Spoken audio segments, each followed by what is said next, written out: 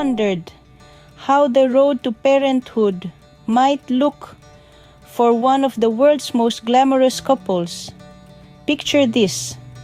The year is 2018, and the pop music scene is buzzing with the surprise wedding of chart-topping sensation Justin Bieber and model Hailey Baldwin. Fast forward to 2019. The newlyweds decide to reaffirm their commitment, exchanging vows once again in a more grandiose ceremony. Amidst the glitz and glamour, they confront the realities of married life.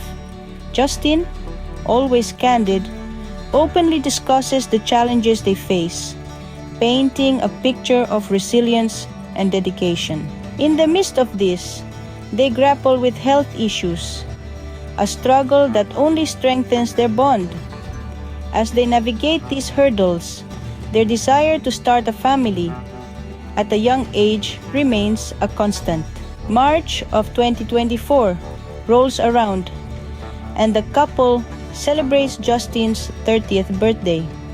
The joy doesn't stop there, as they surprise the world with an announcement that'll change their lives forever.